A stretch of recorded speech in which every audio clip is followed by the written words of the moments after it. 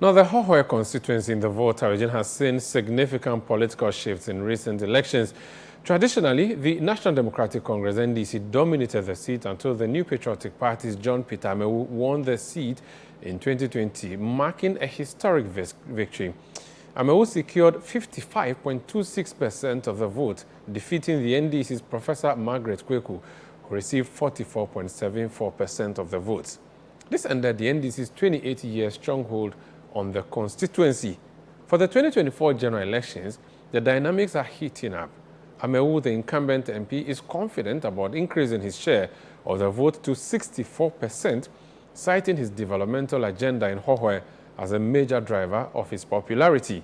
NPP constituency chairman for Hohoe in a ChannelOne News interview cited development projects and employment opportunities given the youth, which he claims will reflect on their vote for John Peter Amewu. Here's a report.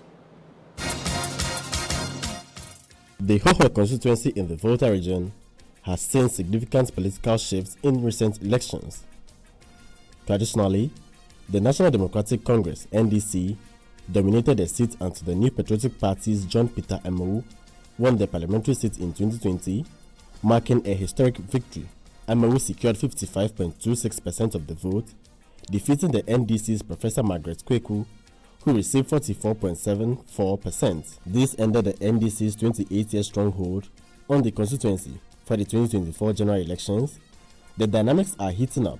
Amewu, the incumbent MP, is confident about increasing his share of the vote to 64%, citing his developmental agenda in Hohoe as a major driver of his popularity. MPP's constituency chairman for Hohoe in a ChannelOne News interview cited developmental projects and employment opportunities given the youth, which he claims will reflect in their vote for John Peter Amewu. Oh, well, JP's going back to Parliament is a must for the holistic development of Hohoe constituency. You know, the democratic dispensation has started since 1992, and we've had several MPs representing Hohoe in Parliament. That is from the NDC. So only in 2020 that the MPP candidate, in person of John Peter Amewu, has taken the seat. But we have seen the difference. The development exploits of John Peter Amewu, as compared to just in 4 years, as compared to the 28 years of NDC reign in Parliament, is unprecedented. Talk of the infrastructure developments, and then human capacity building, getting jobs for the youth. It has never happened. And for that matter, some people have benefited. Some are still in the pipe, in the queue waiting to get their benefits. And once John Peter has taken the constituency at heart and has started developing the constituency, it behoves on all of us to give him a thank you vote for the 2024, so that he continues to help us, so that those who have not gotten theirs today, tomorrow they will also get. Meanwhile, the NDC has expressed determination to reclaim the seat, with their candidate, Wolanyo Chepo, emphasizing public dissatisfaction with the MPP and promising a strong campaign to rally support. Richard Vojobe, a coconut vendor in the Hohoe municipality, who spoke to ChannelOne News, indicated that despite NDC's 28-year leadership in the Hohoe constituency, little can be seen out of their leadership. He said John Peter Amewu must be given the nod again to represent the constituency.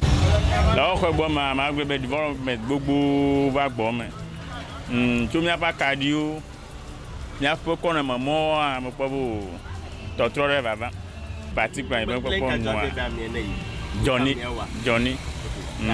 Because I know so many years. I get villages though. I'm probably academically a more numero at Amazibene. At Dorase, I carry me a kojic body. Kone, Minabella Hohoe, hello, get you. I'm a kojic body. Dollar. Continue. Daniel and Yvonne Popotinua.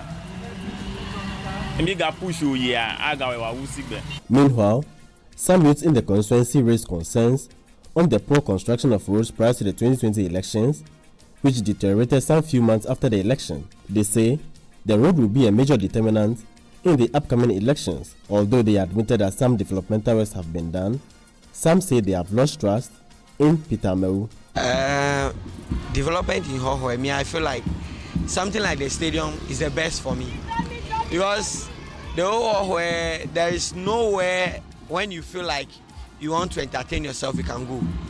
But so the youth always go to nightclubs and things. We who are not fan of that, we are fan of football. So the stadium has brought so much joy to some of us. But we need more. Our roads and more youth are unemployed. Some of us, we want to join the services, but it's money. And we don't have money to afford those protocols. So we are hoping on for the government. I don't care who wins.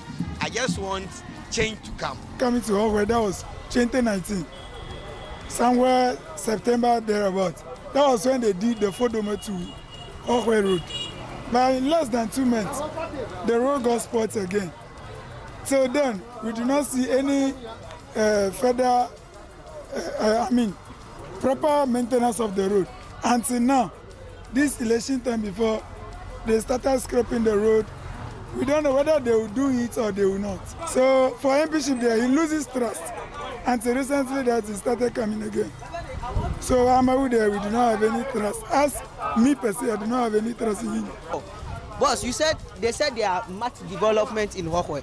When you come, they say Amewu have changed Hohoe constituency, Hohoe township into a Dubai. Look at our roads. Under Amewu, we saw them constructing roads. They start the quota on Sunday. Wednesday, they are patching quota in Hohoe. You can go to the Zongo and see it. They constructed the road on Sunday. Wednesday, they are patching the road. Is that a development? Amewu said he have dug 170 boreholes, which the video is viral. I challenge him, he should show me only 2. Some NDC loyalists who spoke to ChannelOne News also want their candidate, Wolanyo Chekpo, to be given the nod, as they say his developmental works can benefit his constituency. On the part of our MP, Honorable John Peter Amewu, when he came in 2020 campaigning, he promised to fix the Eastern Corridor Road for us. For 4 years now, the road remained unattended to. He hasn't done anything about it. In fact, we have not even heard of him talking about it on the floor of Parliament. So the road is still in that deplorable state it was before he became the MP. So we are not happy about that one. That is one of the boxes we are checking, which is why we feel we don't need him to represent us again in Parliament. In terms of representation, we were expecting him to come anytime maybe Parliament is on recess, to come and consult us or talk to us. Okay, this is what we have been doing in Parliament, and solicit our support and views for some of government processes or projects, policies and programs. He hasn't done that one too. For example, e-levy. Before e-levy will be passed, most Ghanaians were not in favor of that draconian tax.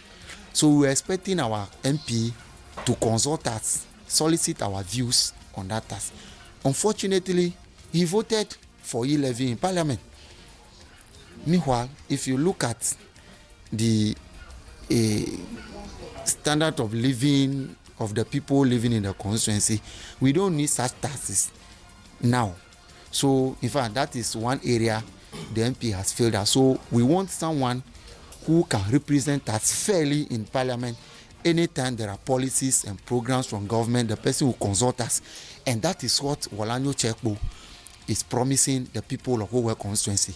So far, he has delivered on that thing. So we believe, giving him the nod, he will do more than that. Even though he's yet to get to Parliament. Now, he has that project called Water for Life project. So far, about 34 water projects has been done all across the constituency. So it is our belief that even the person didn't get to Parliament and he's doing this much, giving him the nod, he will do more for us. The MPP in Hohoe, however, says its candidate must continue the good works he began. They tout him as a developmental agent who needs the votes of the constituents, are rallying our massive and unprecedented support behind the candidature of Honorable John Peter Amewu, who happens to be the Member of Parliament for the Hohoe constituency, given his track record of human-centered development. Look, today in the history of Hohoe, the youths can boast of massive jobs. It has never happened in the history of Volta region. We have youths who are employed in the Ghana Police Service, youth who are employed in the Ghana Immigration Service, all the services you can talk about: Bank of Ghana, GRA, Senate, VRA, Ministry of Ghana Railway Development Authority, Ghana Railway Company Limited. You can talk of, just name them, National Petroleum Authority, VRA. Look, you have youths in the constituency here.